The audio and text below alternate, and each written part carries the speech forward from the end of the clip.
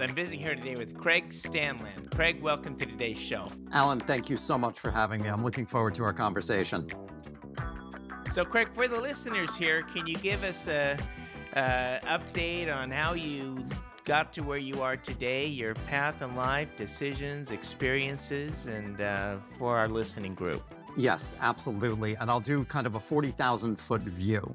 But to do that, we'll go back to September 30th, 2013. I had what many would say was it all. I owned multiple homes. I drove the nice cars. I wore the expensive watches. I had VIP status in some of the finest restaurants in Manhattan and Greenwich, Connecticut. And then on October 1st, 2013, I had just walked into my new job. Our biggest competitor wooed me away with an aggressive pay package, and I was setting my desk up for the day. And I put my cell phone down and I realized that there's a missed call and a voicemail. So I put the phone to my ear and this is what I heard. Mr. Stanland, this is Special Agent McTiernan with the FBI. We are at your residence and have a warrant for your arrest. You need to call us and come home immediately, or we will issue a warrant with the federal marshals. October 1st, 2013 is the day I lost it all. For just under a year, I committed fraud against one of the largest technology companies in the world. I did 2 years of federal prison, 3 years of supervised release, and was ordered to pay restitution in excess of $800,000. I had to reinvent my life from scratch. And that is the really short version of how I found myself to where I am today. Oh my gosh. I don't think you were really anticipating that being a path in life. And but let's pick up on the story. So you go through all this trauma, big adjustments to life, and you come out the other side to reinvent yourself. What steps did you take to keep moving forward?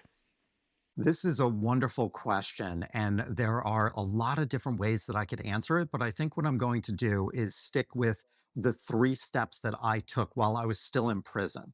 And I believe that these apply to any person. I didn't realize I was doing this at the time, but I call them my 3 A's. I didn't realize until I was writing my book that they happened in this order. But the first one was accepting reality. It was accepting the reality of my situation. I was in prison wishing that I was home, wishing I wasn't financially ruined, wishing I didn't make the choices I made. And I was wishing all over the place. And what I was doing was really trapping myself in the past, and I was staining my future with those colors from the past. And so, what I had to do, my intuition told me to just start writing down everything that I was wishing was different. I wrote, I accept that I'm getting a divorce. I accept that I'm financially ruined. It was about 3/4 of a page in my black and white composition notebook, the ones we used in college.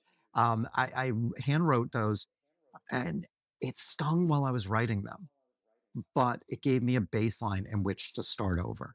It wasn't an optimal baseline, but I was no longer living in the past, which was no longer impacting my future. I had a starting line. So accepting reality was number one. And then number two was it dovetailed right after that. I was pointing fingers, at the FBI. They made mistakes on their report. And I was pointing fingers here. I was pointing fingers there. And again, my intuition took over. And I realized there's only one person who's responsible for this, and that's me. And I accepted full and extreme responsibility for my choices.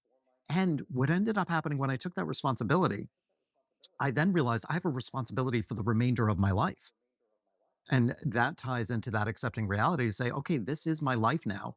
What am I going to do? And then the third was accepting choice. It was understanding that every single thing that we do is a choice, and that as soon as a choice is made, there will be a consequence. And the quality of our choice impacts the quality of that consequence. So those are my first 3 steps that I took to start reinventing my life. And something I'll tell you, Alan, something amazing happened when I did this inside prison. Each and every time I did one of those 3 A's, I was liberated. I felt freedom inside prison. So the process of reinventing yourself, how would you define reinvention? It's taken me actually quite some time to get to my definition, but I believe that reinvention is connecting to our truest self, embodying that, and living from that place. So it's as unique to the individual as the individual is unique. And what mistakes did you make early in business? And let's just pick up, from the reinvention process. You're trying to do something completely new. You lost everything, your family, your business. I don't know. Did you lose a lot of your friends too in the process, or? So I will say my family was nothing short of extraordinary. I did lose my marriage and I did lose a few friends along the way, but my family was just absolutely amazing. But I did lose my homes, my cars, my money. There's a court order barring me from my old career. So I literally had to start from square one, from the bottom. And I made a tremendous amount of mistakes along the way. But I'll tell you, one of the biggest ones that I made is I'm a reinvention architect. I help other people who want to reinvent the second half of their lives into something extraordinary. And one of the biggest mistakes that I made when I first started putting myself out there and marketing myself was um, painting too broad of a picture. I didn't niche down. I wanted to appeal to everybody. And what a tremendous mistake that was. The moment that I got very clear on who my ideal client is and spoke to that person directly, that's the moment my business took off. Okay, so you're in this new business. You're trying to. You got the do's and the things that you can't do, and going back. Any mistakes or learning experiences you went through that process of moving forward? There were right when I got out of prison, and this actually, it's not just when I got out of prison. I'm sorry. It was what started when I was in prison. There's a lot of time. So I read a great amount of material and I focused on a lot of self-help material. I mean, I consumed it like I was on a bender. And then when I got out of prison, I had access to the internet. So I had access to that much more information. So I went on this overload, and what I found was I would read something, it would be inspiring, and I would take the action that the author had written in those pages and I would try it for a few days, but then I would stop because it wasn't my own. It was somebody else's wisdom. And so then I would feel guilty. I would feel shameful that, oh my God, this book has sold millions of copies and it works for millions of people. Who am I? Why am I screwing this up? Well, let me go find another self help book. And so it was just book after book and cycle after cycle. And there was one day where I just said, enough, I need to be my own help. And I started figuring out my own processes and my own systems, influenced by what I read. But when I turned it into my own, that was a real game changer. I was on the self-help treadmill and I was getting nowhere. And the second I stepped off, huge difference. Craig, did spirituality come into play as you were reinventing yourself? Very insightful question, and absolutely, hands down, there were, and this almost ties to your first question of some of the steps that I took. There were three practices that I began while I was in prison that 8 years later are really non-negotiable for me. I don't miss a day of doing these, and it's meditation. It is stream of conscious journaling, and it's a gratitude practice.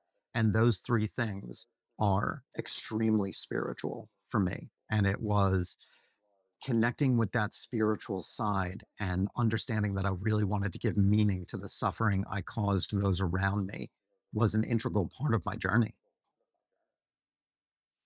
Your memoir Blank Canvas was published last year. How important um, do you believe publishing the book is for entrepreneurs? I believe that a book is so I'm a writer, so I do have a little bit of a bias. I will say that, but I think having a book out there is so important. It's a business card. It establishes one as a thought leader in their field, and it really gives somebody an opportunity to demonstrate their thought leadership. It gives kind of a flag planted in the ground saying, this is who I am and this is what I do. With all the noise that is out there, with all the content that is out there, I think as a book is a real differentiator. And I'll add to that that for me, writing my book, and I'm working on the second book right now, I believe that it makes me better at coaching and at speaking.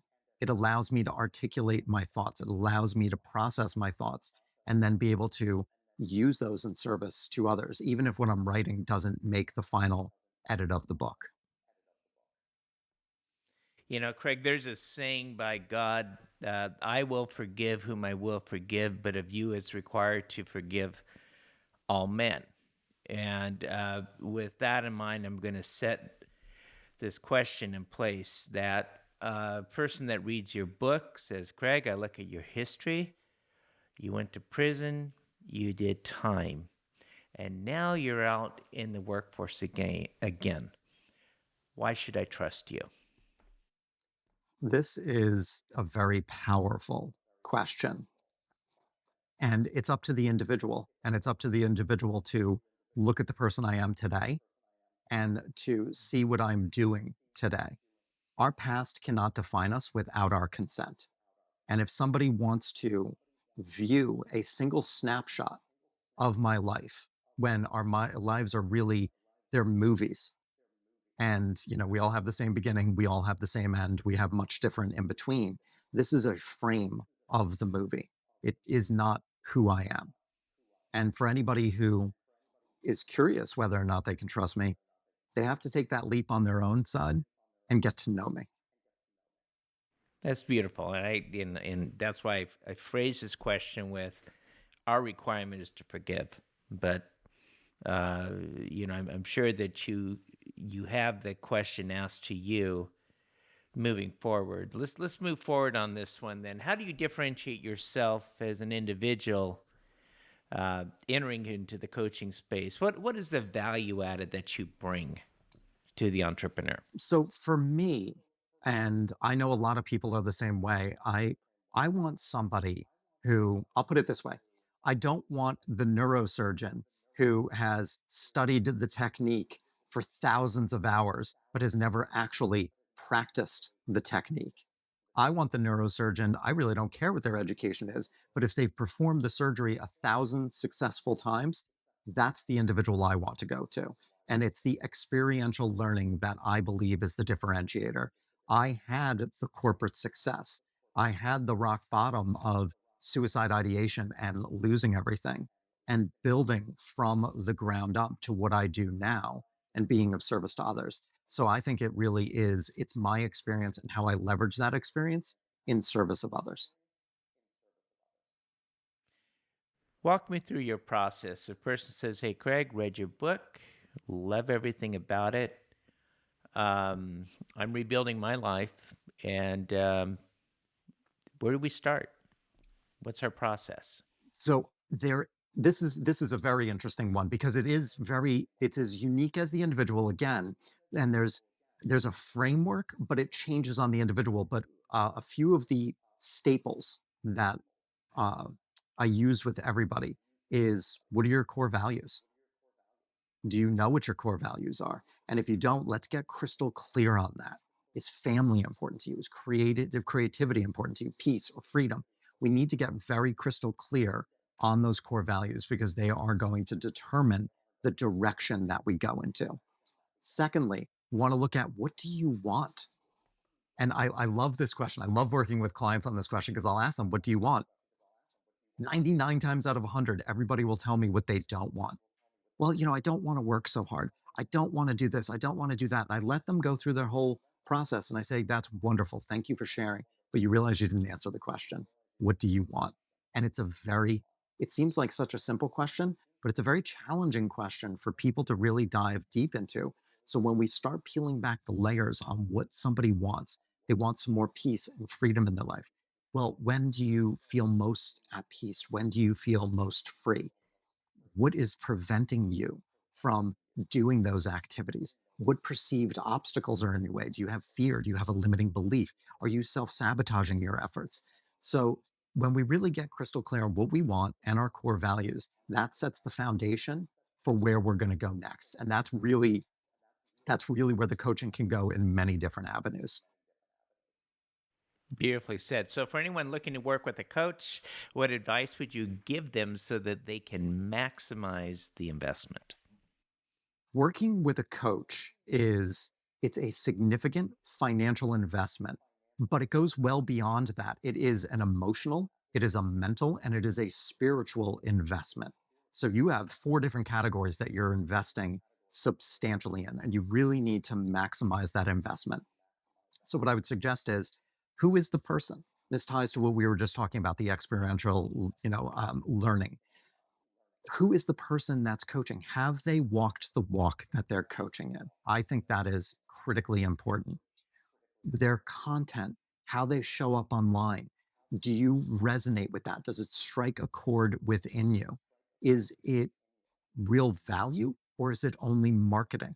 Because there's a significant difference. Just because somebody is a wonderful marketer does not mean that they're a great coach. So we want to look past the smoke and mirrors of marketing, if you will, and see if there's really, if it's not, if there's some stake behind that sizzle. We want to look at that. And then this is easily the most important. When you have that discovery call, when you have that initial session, does the coach listen? Are they empathetic? Do they understand? What are the quality of the questions that they ask? Is it a genuine concern for you, or is it a concern about making the sale? I know for me personally, I don't like a high pressure sales environment. That doesn't work on me. I want somebody who cares and who listens and who really wants me to get from point A to point Z. So I think those are what somebody should look out for when they're going to make that massive investment. So, Craig, for a person looking for your services, the reinvention architect, how would they go ahead and reach out to you? There are a couple of different places. My website is a great place to start, craigstanland.com. I'm extremely prolific on LinkedIn. I'm posting every single day, adding value.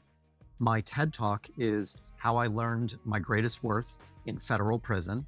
And then my book, Blank Canvas, How I Reinvented My Life After Prison. That's available on Amazon and Barnes & Noble. Beautiful, beautiful. Well, I appreciate you being with us today. Alan, thank you so much for the opportunity. I loved our conversation.